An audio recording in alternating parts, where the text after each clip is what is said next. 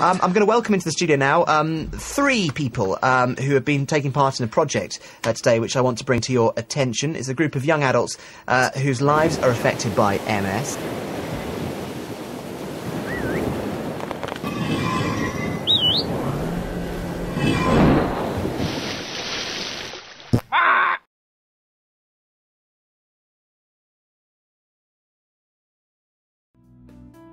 Didn't know what it was. It was just a bit of tingling. All my university friends could tell that there was something wrong with me. Everything was just slowly passing me by. I knew nothing about MS when I was diagnosed. I felt so isolated. The world didn't seem right.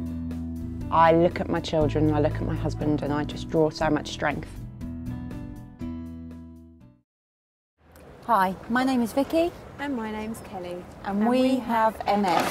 So, what is multiple sclerosis? I have heard of MS, but I can't quite remember what it is. Sort of a disease or condition that you can afflict somebody. I think MS is some kind of disease, isn't it? MS is a muscular disease. It gets you degenerating a bit. People know that MS is serious, but they don't really understand what MS is. But MS is the commonest condition causing neurological problems for young people, and it's in essence caused by the immune system reacting against nerve linings and causing damage, and the consequence of that is to have flare-ups of problems that tend to get better in the earlier years and eventually to reach a phase where things gradually deteriorate. The simple view of it is that the immune system becomes overactive and starts reacting against the myelin nerve linings and causes it to be damaged and come off the nerves. So then you have a bare nerve which simply doesn't conduct the signal properly. We now probably have 4 or 5 licensed therapies which are quite effective at reducing the number of relapses people have over a period of time. And I suspect in the next 4 or 5 years we're going to have even more effective therapies with fewer side effects that are easier to take, that are not injections, that are tablets. A diagnosis of multiple sclerosis for some may take several years. For others it may only be a few days, but for everybody there is always a reaction. Life before diagnosis, fiercely independent, had a very successful job with a very successful sales career. And very good money, and had a lovely, lovely life, and didn't have any worries in the world other than looking after my husband and looking after our son.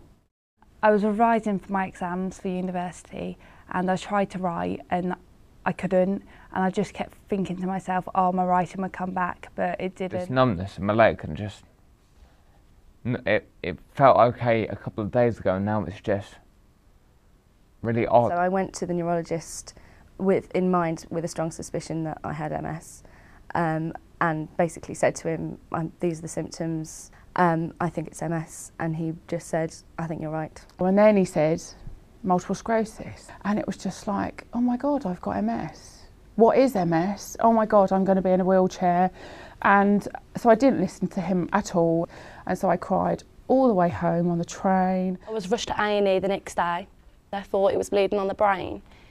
They had no clue. I had lumbar puncture, had CT scans, and then 2 days of being there, I woke up paralysed and I couldn't feel my right side.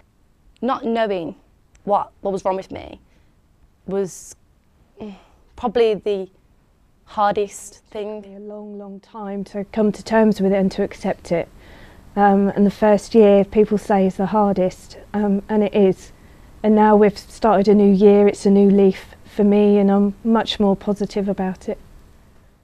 MS affects not only the life of the person with the condition, but also the lives of those around them. Their friends, family members, loved ones, in fact anyone who's a part of their lives can find their lives changed by it too. I can't really explain how I felt. I felt like my heart had been ripped out. I was so upset, I just burst out crying. Just felt like, why? I don't know what the future's going to be like, do I? And I'm Kerry's mum, and I want to tell her that everything's going to be fine, that it's never going to happen again, but I can't. Although MS changes people's lives, it shouldn't stop them. You may have this condition, but it doesn't have you. Dreams can still be fulfilled and goals accomplished. You may just have to take a different route to get there. The world is your oyster, and there's no different just because you've got MS. You can do whatever you want to do. But the positive thing I have managed to do is go to the V Festival in summer this year and go camping for a couple of days and get in amongst it. I wasn't going to let that stop me, and I took my rebiff with me and kept it cold in the cooler box with the food and beer. I actually done my exams in August and passed all of them without being at university for a year. Just because you've got MS doesn't mean you have to stop dreaming.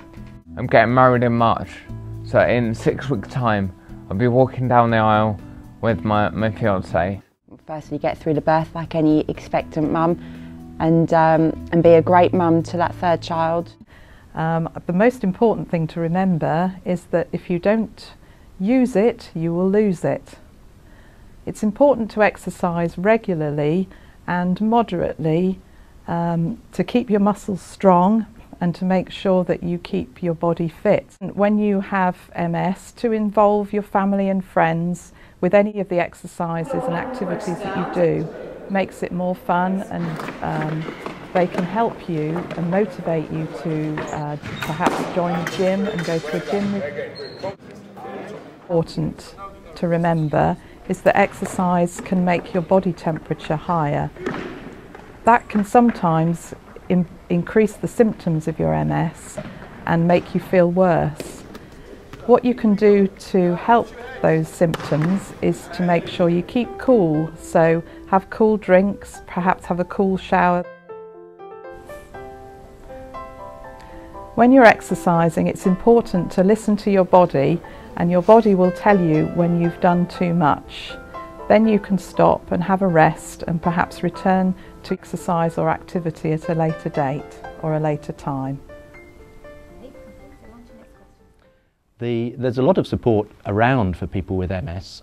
It's knowing what's there and what's in your area that's often the real difficulty. In general, people will be diagnosed with MS by a neurology specialist, and that will be your point of contact for medical questions, or if your MS has ups and downs. Then there's a network of MS specialist nurses who are experts in MS. There are MS specialist physiotherapists in many places who again are a very useful point of contact for the physical changes in MS. So of course you go to an appointment, ask what you want to ask, and the moment you get home you think of another 100 questions. The internet then provides a lot more information, but like anything else on the internet, it's not a regulated system. You can find out all sorts that might be helpful or not. Shift.ms, www.shift.ms, is a site set up in the last year or two which tries to tackle this problem, and I would recommend that highly to people who want to find out more about MS or make contact with others in the same situation. Myself and a group of friends set up www.shift.ms, which is a social network for young people to support each other.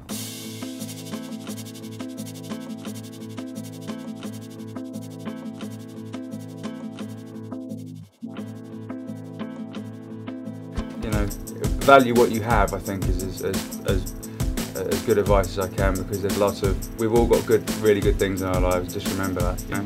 Everybody reacts to it differently, and I think go with whatever you feel. It's okay to feel angry, it's okay to feel upset. If you want to go and cry for a few days, then that's fine. And just hearing everyone's stories, I think it's been a huge value to us all. There are many unknowns in MS, and as there is with anyone, any life, and I think it's just important to kind of deal with what you have right now and make the best of it, and not worry about what may happen, because when it does happen, you deal with it and you move on. It's been a huge value to us all. I was diagnosed about 2 months before my third year medical exams were due to start, and instead of sort of giving up and thinking it was too difficult to get through the exam, I'm going to do well in spite of what's happened. I did very well in my exams. I came out the other side proud of myself and absolutely determined to get through. So I'm more than happy to be a GP.